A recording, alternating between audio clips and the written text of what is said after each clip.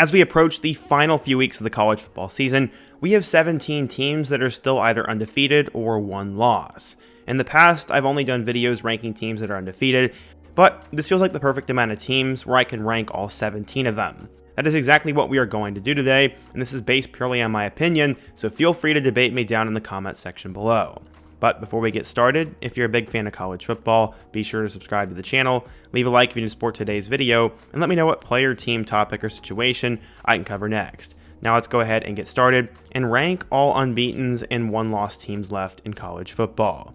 Okay, so coming in at number 17, we are going to have the Navy Midshipmen. No offense to them, but it feels like they're in a tier of their own, as they are currently 7-1 and have a chance at going to the American Conference Championship, but last week it took a hit. To start out the season, they won 7 straight games as they beat VMI, UAB, Tulsa, Rice, Air Force, Temple, and Florida Atlantic.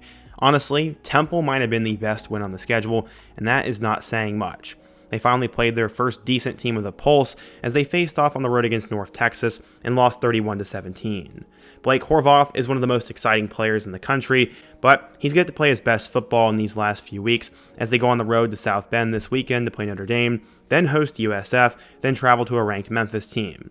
I guarantee you they lose all 3 of those games, and they might get a win against Army, but there's a chance that Navy could go 7-5 after starting out 7-0. They're right now dead last for me. Coming in at number 16, we're going to talk about the San Diego State Aztecs. They're typically one of the better group of 5 teams year in and year out, and under Sean Lewis, they are peaking right now. They're currently 7-1 and in first place in the Mountain West, and have an outside shot at the college football playoff if some things go their way. They ended up starting out the season in a weird note as they beat Stony Brook and then lost to Washington State. They got beat 36-13 in that one. Since then, they have been on a roll though, as they shut out Cal 34-0, beat Northern Illinois 6-3, and then won games against Colorado State, Nevada, Fresno State, and Wyoming, including another shutout over the Bulldogs. San Diego State has a terrific defense, and they're led by former Michigan quarterback Jaden Denegal at quarterback. They don't have the best offense in the world, but they're winning football games, and to finish the year they play Hawaii, Boise State, San Jose State, and New Mexico, and the Boise and New Mexico games are circled on my calendar and could be upsets. I think San Diego State probably wins the Mountain West, but doesn't get into the playoff because that'll go to an American team.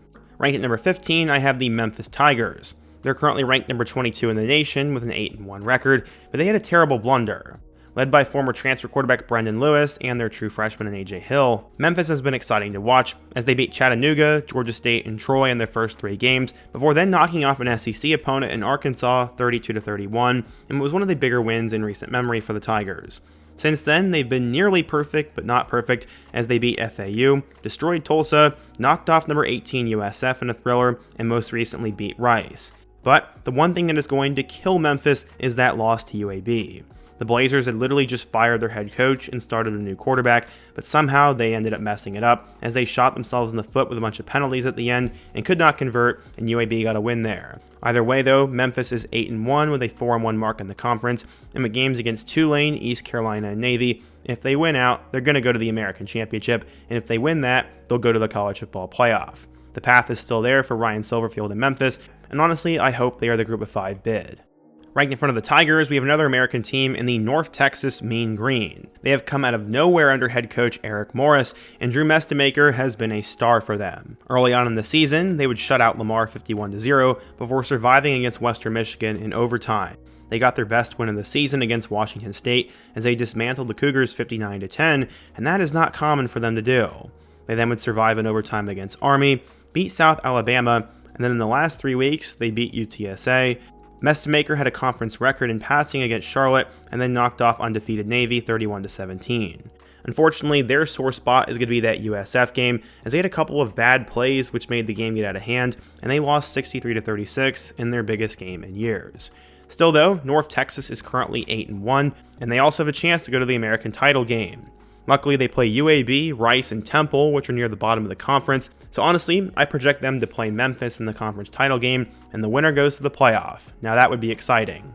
One of the best stories in college football has been the rise of James Madison. Curt Cignetti had them rolling in the FCS, and then when they transitioned to the FBS, they've been one of the best teams. Bob Chesney needed no time to keep the Dukes up and running, as so far this year, they're 7-1 and are first in the Sun Belt.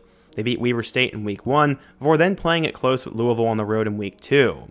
Since then, they've rallied off 6 straight wins as they beat Liberty, Georgia Southern, Georgia State, Louisiana, Old Dominion, and Texas State. Their best win is probably against the Monarchs as they put 63 points up against them, but I don't think there's really any chance they make it to the playoff. They're probably in 3rd place in terms of conferences as the American and the Mountain West will get bids ahead of them. They still play against Marshall, App State, Washington State, and Coastal, and while I'd favor them to win all 4 of those games, I don't think 11-1 will be enough for them. Alonzo Barrett III has been great at quarterback, and former UNC transfer George Pettaway has also been exciting. Speaking of the team that JMU lost to, the number 14 Louisville Cardinals come in for me next. They're currently 7-1 and are near the top of the ACC. To start out the season, they would beat Eastern Kentucky and JMU, and then would knock off Bowling Green. They got a sneaky good win against Pittsburgh after trailing early, and all of a sudden that win is looking a lot better and more crucial in the ACC race. After that, though, they lose in overtime to Virginia, which that has happened to a lot of teams, and then they bounce back with a win over number 2 Miami. That was the game-changing win of the season, and since then they beat up on 2 teams at the bottom in Boston College and Virginia Tech, and Louisville's currently sitting at 7-1 with a 4-1 record. Miami and Pittsburgh are 2 great wins for them, but that Virginia loss is putting them a bit behind the 8 ball in the conference race. To finish the year, they will have some challenging games as they play against Cal, Clemson, SMU, and Kentucky. The Clemson and SMU games are 2 games I have circled, and I bet they go 3-1 down the stretch. In all likelihood, they probably lose to SMU, but I think Louisville goes 10-2 and ends up missing out on the playoff, but gets a good bowl game. Miller Moss is a great quarterback, and Isaac Brown has stepped up as a sophomore. Staying in the ACC, I next want to talk about the Georgia Tech Yellow Jackets. Entering the season, they were supposed to have a lot of hype as Brent Key was back and their star quarterback Haynes King was back. He ended up leading them to an early win over Colorado and then a knockoff of number 12 Clemson in Week 3. While that win isn't looking as great anymore, they had a good start. They then beat Temple, survived against Wake Forest in overtime, and had 3 straight wins against Virginia Tech, Duke, and Syracuse. They were honestly winning by large margins, but it felt like they were due for a loss at some point. They ended up getting caught sleepwalking against NC State, and their defense gave up 48 points, and they ended up losing to the Wolfpack despite over 500 yards from Haynes King. This is pretty disastrous for them, as they still have to face off against Pittsburgh, Georgia, and Boston College. They should beat BC, but Pitt's going to be tough, and then beating Georgia will be insanely tough. While the Georgia game has no effect on the conference race, their best bet is winning the ACC title game, and if they don't get there, they need that win over Georgia to have any hope. And speaking of Techs, we're going to talk about the Texas Tech Red Raiders next. Going into the offseason, Texas Tech poured a ton of money into the program and went out and got some good players in the portal, and then they also returned Baron Morton, one of the top gunslingers in the Big 12. They started out with some dominant victories as they destroyed Arkansas Pine Bluff, destroyed Kent State, killed Oregon State, and then knocked off a good Utah team 34-10. From there, they went on the road and beat an undefeated Houston team and killed Kansas before facing off on the road with Arizona State.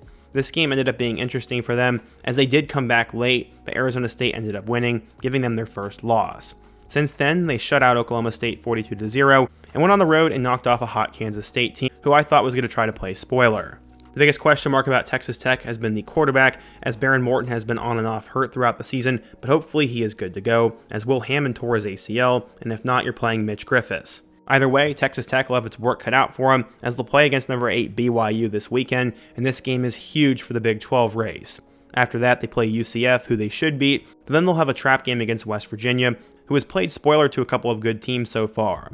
Still though, I think Texas Tech is in good shape. We're going to talk about the Virginia Cavaliers. They're a team that have come out of nowhere so far in 2025, but at times it feels like they are fraudulent. While they're currently 8-1 and ranked number 12 in the nation, just barely been getting by in recent weeks. After an early loss to NC State, it looked like Tony Elliott might be done, but since then they have bounced back with 7 straight wins as they beat William & Mary and Stanford before taking number 8 Florida State to double overtime where they had that crazy catch and win. They would then beat Louisville in overtime before having a safety that beat Washington State. They then survived by 1 point against North Carolina before another close game against Cal, which they pulled out by 10 points. The Cavs are currently 5-0 in the conference, led by North Texas transfer Chandler Morris, but my goodness, they are barely getting by right now, and I'm not sure if they can survive the rest of the year without a loss. They play a tough Wake team, travel to Duke, who will be happy to upset them, and then play Virginia Tech, their rival, who would love to keep them out of the college football playoff. Virginia is one of my favorite teams this year, but I'm not sure if they have enough gas left in the tank to make it. At number 8, I have the 8-0 BYU Cougars, who are also ranked number 8 in the nation. Going into this season, nobody expected the Cougars to be back, as after a hot start to last year, they fell apart a bit in November and missed out on the Big 12 title. Led by true freshman quarterback Bear Bachmeier to replace Jake Retzlaff, it has been nearly perfect for them. They beat Portland State, Stanford, East Carolina, and Colorado in the first month of the season, and then have won 4 more. They beat West Virginia by 2 touchdowns, survived a double overtime thriller against Arizona, and then in the last 2 weeks, beat number 23 Utah, and then Iowa State. Honestly, none of their wins are all that great, as they've played some of the worst teams in the Big 12, but the Utah win is looking better.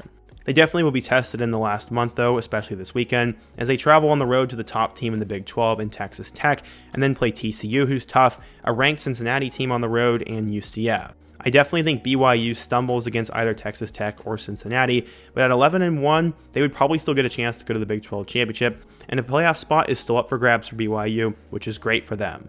Ranked right ahead of the Cougs, I have another West Coast school in the Oregon Ducks. They are currently 7-1 and ranked number 6 in the nation, and after beating Montana State, Oklahoma State, and Northwestern to open up the season, they would then renew their rivalry game against Oregon State, winning 41-7, before their first quote-unquote challenge of the year against number 3 Penn State.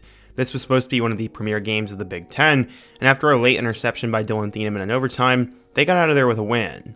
Unfortunately, Penn State is not very good, and then 2 weeks later, they would lose at home to Indiana after 2 late Dante Moore interceptions in a rough fourth quarter. They would then beat both Rutgers and Wisconsin, who are at the bottom of the Big Ten, and Oregon's a weird team. Honestly, Oregon State, Oklahoma State, Rutgers, Wisconsin, and Penn State are not very good, and their toughest 2 games have been Indiana and Northwestern, and they lost one of them. I truly have no idea how to actually gauge how good Oregon is, but in their last 4 games, they should play 3 decent teams in Iowa, USC, and Washington, and then another one against Minnesota. Honestly, I do think Oregon will lose one of those games, but maybe they'll step up and prove that they are really good and a real contender, and win all 4 and go back to the college football playoff. The SEC has been incredible so far in 2025, and Ole Miss is another one of those good teams. They beat Georgia State in Week 1, before rallying off 2 straight SEC wins against Kentucky and Arkansas, both of which were closer than they should have. They then would beat Tulane, who's one of the top group of 5 teams, before knocking off number 4 LSU, 24-19. They then for some reason struggled against Washington State, before then losing at home to Georgia, who they had a late lead on. They then traveled on the road and beat number 13 Oklahoma, and then this past weekend beat South Carolina. Like Oregon, a lot of these teams they beat honestly have not been very good, and may have inflated their record, and to be honest, Ole Miss got off pretty easy this year. Their last 3 games are against the Citadel, Florida, and Mississippi State, and my goodness, they lost to the best team on their schedule in my opinion in Georgia, and their best win will end up being Oklahoma. Trinidad Chambliss has been one of the feel-good stories of the year, and it looks like Ole Miss will finally be going to the playoff after messing up last season. We will now have another SEC team, and that'll be the Georgia Bulldogs. I have them listed at number 5 right now. They ended up breaking in a new quarterback, and Gunnar Stockton has led them to some big wins this year. After early wins against Marshall and Austin Peay, they ended up coming back against Tennessee and won in overtime for a huge victory in that one, before then losing at home to Alabama. This was a pivotal point in the season for the Dogs, and since then, they have gone 4-0. They knocked off Kentucky, came back and beat Auburn, came back and beat number 5 Ole Miss, and then survived against Florida. The Bulldogs now have 4 comeback wins on the season, and to finish out the schedule, they'll play on the road against Mississippi State, then they get Texas, Charlotte, and Georgia Tech. The Texas and Georgia Tech games should be difficult for them, and Mississippi State feels like a trap. I still wouldn't pick them to lose any of these games, as I think Georgia will end up going 11-1, go to the SEC Championship, and then depending on the matchup, might win or might not, but will once again make it to the college football playoff. Stockton is getting better as the season has gone on, and Georgia survived when they needed to. There's no possible way with the same record in a head-to-head matchup I couldn't put Bama in front of Georgia, so I have them at number 4, despite them having a worse loss. Going into the season, Bama also would have to find a new quarterback, and Ty Simpson, like Stockton, has gotten better as the season has progressed. After an early bad loss to Florida State in Week 1, Bama has been pretty much perfect since, as they shut out UL Monroe, killed Wisconsin, went on the road and beat Georgia, and then knocked off 3 more straight ranked teams in number 16 Vandy, number 14 Mizzou, and number 11 Tennessee. Bama has been really good this year, and then they survived against South Carolina due to a late fumble, and now to finish the year, they'll play LSU this Saturday, play against Oklahoma, and then they have Eastern Illinois and Auburn. The Oklahoma game is the most intriguing in my opinion, but the Iron Bowl always has a lot on the line. I still wouldn't pick Bama to lose any of these games, and I think they win 11 straight, and probably rematch with Georgia in the SEC title game.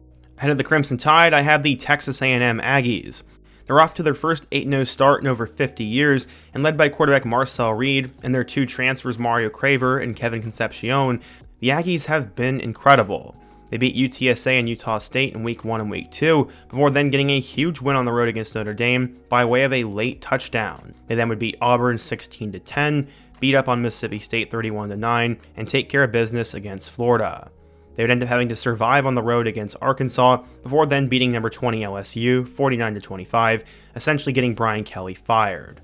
The Aggies have still not lost a college football game in the year 2025, and to finish the year, they have two challenging games. They go on the road against number 19 Mizzou, who's an old Big 12 rival, and they also have to face off against Texas on the road. Between that, you'll have South Carolina and Samford, but I think A&M drops one of those two games either to Mizzou or Texas. And even with one loss, they should still get to the SEC title game. I'm not sure how the tiebreakers work. But either way, I think A&M is headed towards the playoff, unless disaster hits them in the next few weeks. It is still crazy to me that Indiana is number 2 in the nation, and I have the number 2 on my list as well. As an IU fan myself, this all just feels unfathomable. After beating Old Dominion, Kennesaw State, and Indiana State in the first 3 weeks, everyone called IU fraudulent because they played a terrible schedule, but then they destroyed number 9 Illinois 63-10. They would then beat Iowa by way of a late touchdown, and then went into Autzen Stadium in Oregon and beat the Ducks 30-20. After those 3 games, the Hoosiers started getting respect, and in the last 3 games, they played the mid-tier Big Ten teams and have destroyed them. They won 38-13 against Michigan State, 56-6 against UCLA, and 55-10 against Maryland. IU is not only winning, but dominating right now, and they still haven't lost a game either. To finish out the season, they play Penn State on the road, Wisconsin at home, and Purdue on the road, and if they can get by Penn State, they're pretty much going to go undefeated. Wisconsin and Purdue are the 2 worst teams in the Big Ten, but this game against Penn State I think is going to be tricky. Fernando Mendoza and Julian Sayin are the frontrunners for the Heisman right now, and both Elijah Surratt and Omar Cooper have been incredible at the receiver spot. Indiana has been quite special, and it looks like somehow, some way, they are headed for another college football playoff berth. And finally, at number 1, we have the Ohio State Buckeyes. They are currently 8-0, and after getting an early win against number 1 Texas, they have been thriving. They destroyed Grambling, destroyed Ohio, and then went on the road and beat Washington 24-6, and that win is looking a lot better. They then dismantled Minnesota at home, beat Illinois on the road, and shut out Wisconsin on the road. This past weekend, they kind of got tripped up a bit early by Penn State, but finished the game strong with a 38-14 win over the Nittany Lions, and they are now 8-0 with a 5-0 mark in the conference. Julian Sayin might shatter the college football record for completion percentage, as he's over 80% right now. Jeremiah Smith and Carnell Tate have looked great, and true freshman running back Bo Jackson has been their go-to guy. To finish the year, they'll play against Purdue, UCLA, Rutgers, and Michigan. I doubt a 2018 Purdue game will happen, as the Boilers are horrible. UCLA doesn't have the talent to compete. Rutgers is horrible. And then that last game against Michigan will be interesting. Pretty much every year I've said Ohio State is going to beat them, and it hasn't happened, so I'm not going to say it's impossible, but Michigan looks very beatable and kind of weak right now, especially without Justice Haynes, so I see no trouble for Ohio State as they cruise to a 12-0 record, and we might see 1 versus 2 in the Big Ten championship game with Indiana.